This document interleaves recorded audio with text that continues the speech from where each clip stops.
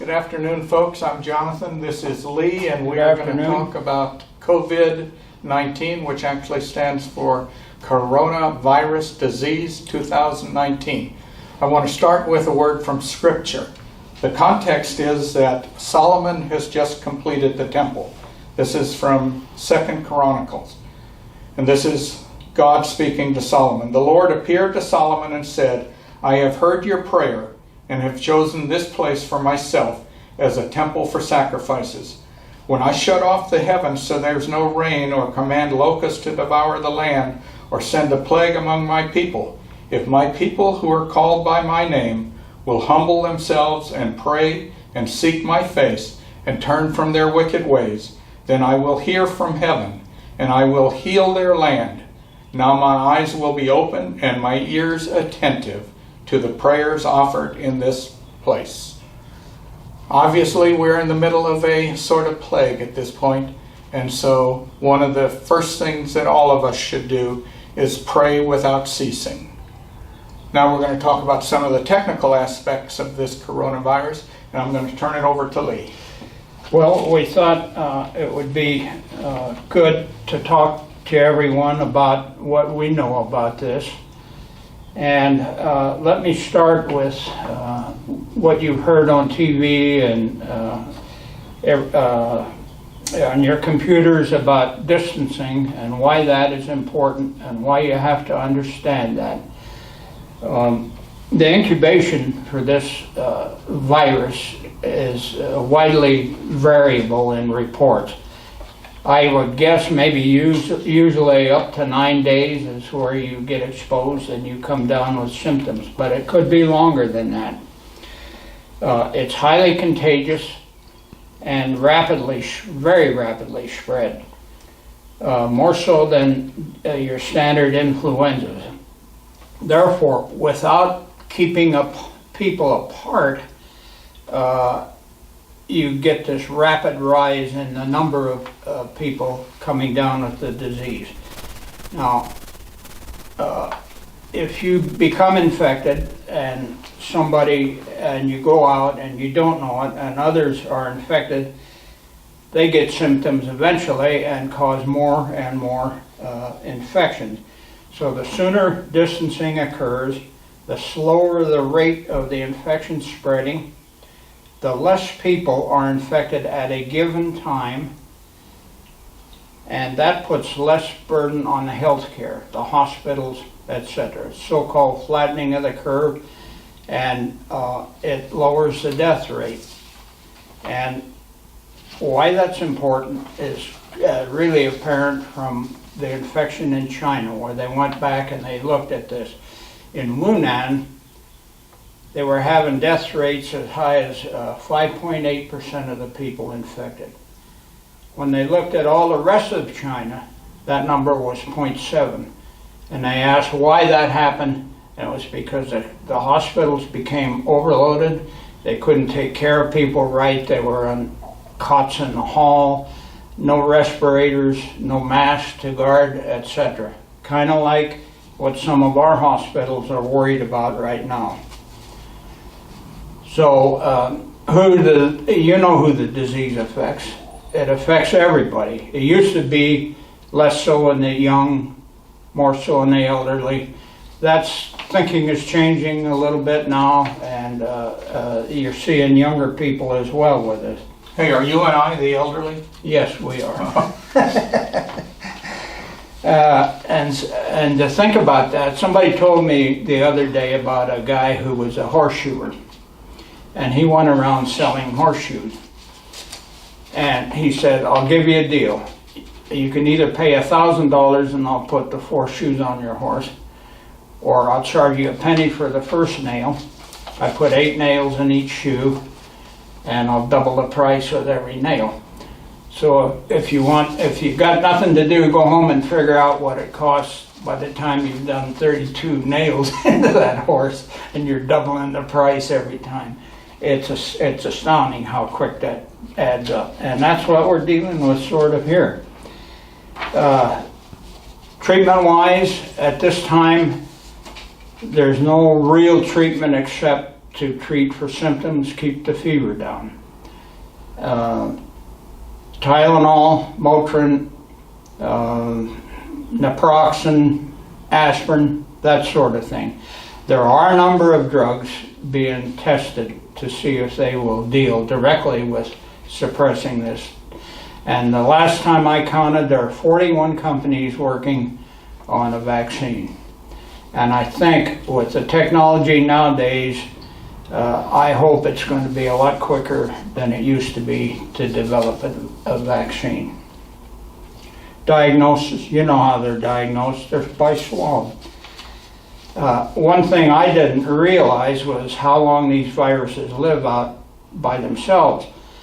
And they actually did a study where in the air a virus lives 3 hours. But if somebody sneezes and the droplets go to the floor and you walk on them and go in the house with your shoes on, guess what? So Marty and I are taking our shoes off at the door now. So we're not tracking that in. And on solid surfaces, they measured some of these viruses living for up to 3 days. So get your Clorox wipes and wipe your counters down and wipe your sinks and your door handles and so forth. Can I add something there, Lee? Certainly. Yeah, one of the things I think of that we all touch frequently if we go to the self-service gas station is that handle. And they have shown that the virus lives for a long time on plastic and metal, and that's what the refueling nozzle is made of. And you grip that pretty tightly.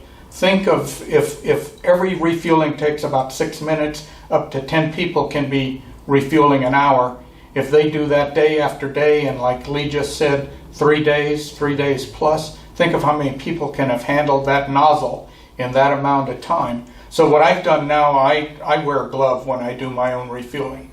Another thing that you can do, and think about this, when you go out to get the mail, most of you get mail either on a mailbox on your porch or out at the street.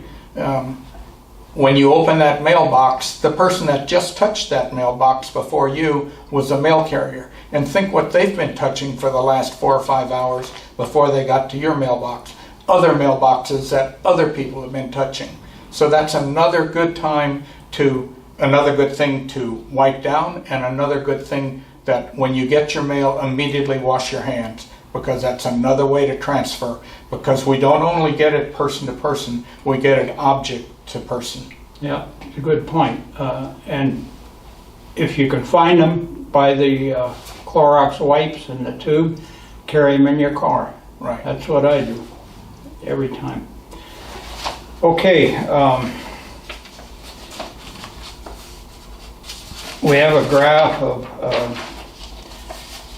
what this is going to look like. This is a graphic of what happens when you have your standard bell-shaped curve with people who are untreated. And by I mean untreated, they haven't stayed away from anybody, they're not washing their hands, they're not taking precaution. And in red, it goes up and it comes down, and you can see it exceeds the flat line, which is the hospital capacity to take care of those patients. We flatten out the curve and begin to treat people by not allowing them circulation so that they infect other people. They're taking all the precautions, washing their hands, keeping their hands away from their face, and that sort of thing. So that's the difference in flattening a curve. And the final thing I had to do with, suppose you're home and you've got a mild case which is getting worse and worse, and when do you seek your doctor's treatment and advice to get into the hospital for treatment? That's when some of these very serious adverse effects occur. And you should not just walk into the hospital and ask for this. You should phone the doctor first and ask him and tell him what you have. And if you tell them these things, I'll bet you they're going to ask you to come in right away and get taken care of. That includes increasing difficulty breathing, shortness of breath, chest pains, intermittent or more frequent of them, fatigue, muscle aches, and confusion, which reflects either a loss of oxygen or glucose to the brain, and probably in this case it might be oxygen because it's a viral infecting the lower airways, and bluish lips and face, which tells is a visual way to look at somebody in severe oxygen deprivation, and they're full of CO2 and they're not getting rid of the oxygen. There are a lot of young people staying at home now because they're out of work, and there's a number of predictions that in 9 months from now we're going to have a lot of babies born. Every generation has got a nickname. There's like, I'm a baby boomer, there's millennials, there's Generation X. When these kids born later this year turn into teenagers, do you know what they're going to be called? Quarantines.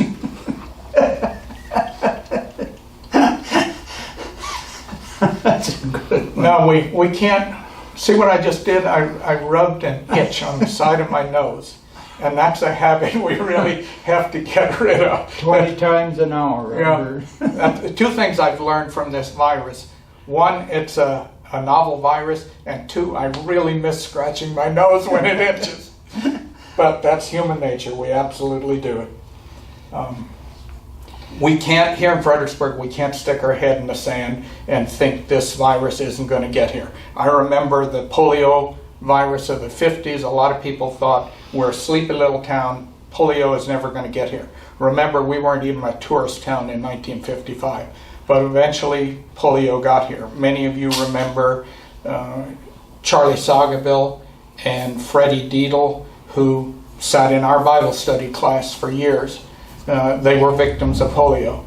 My mother's first cousin, Otto Henke, died in the iron lung very suddenly. I had been in the front seat of his truck with him just weeks before he contacted polio. Don't you think my parents were worried?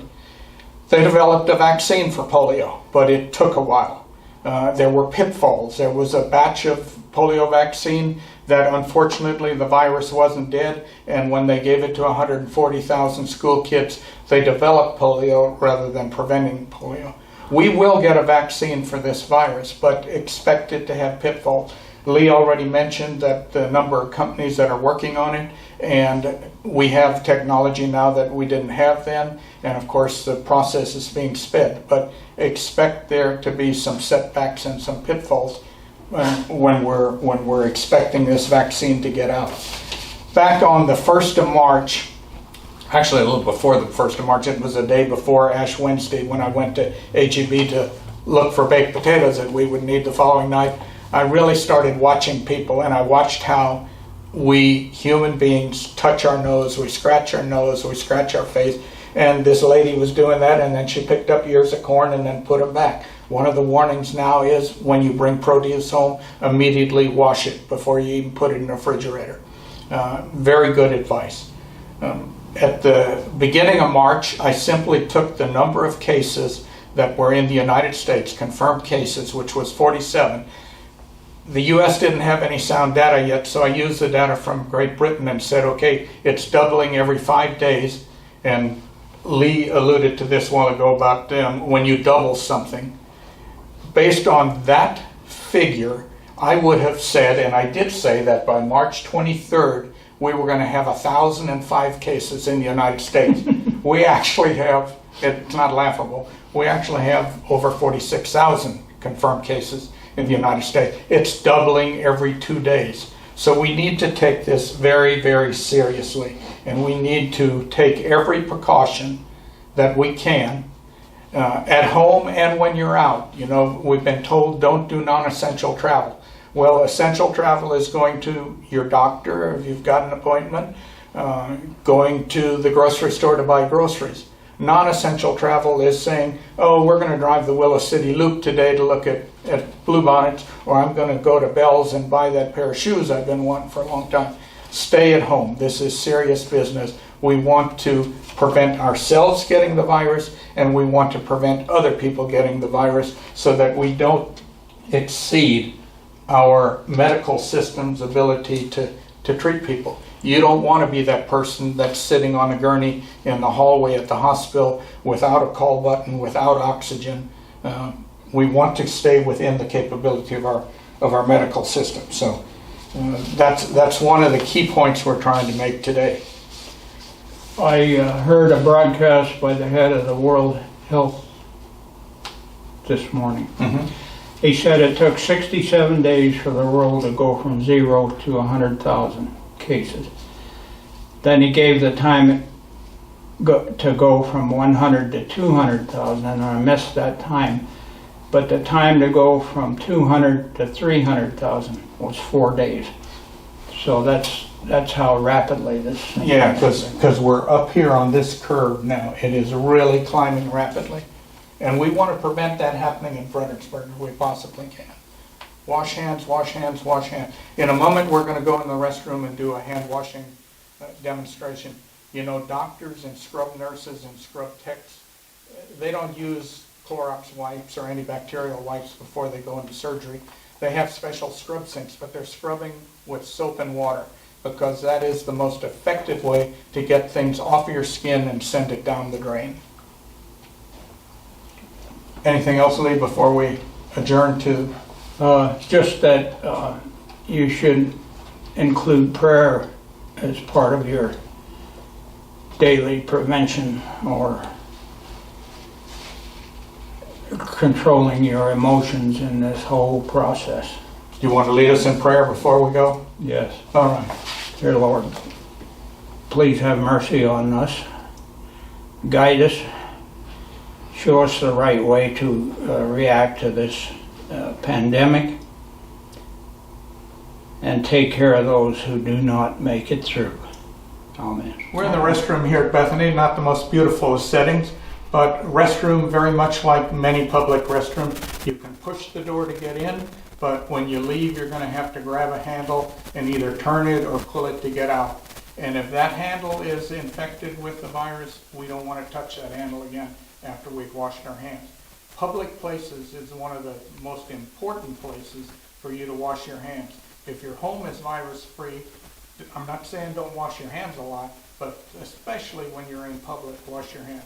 So the first thing I do when I get in the restroom is grab a paper towel. I'm going to use that in a minute. I'm going to turn on the water, and I don't know what's on that handle at this point, but first thing I'm going to do is wet my hands and get some soap going. Now they're telling you on television, do it for 20 seconds. Most of us have always washed our hands this way. Do you realize how many surfaces aren't being touched when you do that? So the recommended way to wash your hands, and this is not based on time, this is based on motions. Really scrub between those fingers. Alternate hands, scrub between the other fingers. Now we want to scrub our thumbs. We are creatures with opposable thumbs. You grip things with your thumb all day long. If you're going to pick up the virus, very likely that you may pick it up on your thumb. So let's go through and scrub both thumbs. Now we're going to use the ends of our fingers to scrub our palm, like the example I gave you a while ago of the gas pump nozzle. You really grip that nozzle with the palm of your hand. You want to dislodge any virus that's there. Notice I'm always keeping my hands pointed down. I don't want any of this water or soap to come back to my wrist. And now, pretend you're doing a little square dance or a little schottisch here. What you're doing now is getting any virus that might be under your fingernails back out from under your fingernail. And by the way, if this hurts, your fingernails are too long. And now, finally, we're going to rinse that virus right down the drain. It's going to be out of your life once it's down that drain. More effective than most antibacterial wipes, because in many cases that antibacterial wipe is just moving the virus around on your hand. Now I'm going to pick up this wipe and turn off the faucet so that I don't actually touch that faucet. Again, keep your hands pointed down, and we're going to thoroughly dry our hands, because the virus will live much shorter amount of time, and you're more likely to avoid picking up a virus with a dry hand than with a wet hand. I'm going to continue drying my hands till they're thoroughly dry. Now that hand washing took way over 20 seconds, but I covered the surfaces of my hand. And now I'm going to use this same towel that shouldn't have any virus on it because I washed all the virus that I might have had down that drain. Now I'm going to use this towel to touch the handle on the restroom as I leave the restroom and dispose of that towel after I find a trash receptacle outside.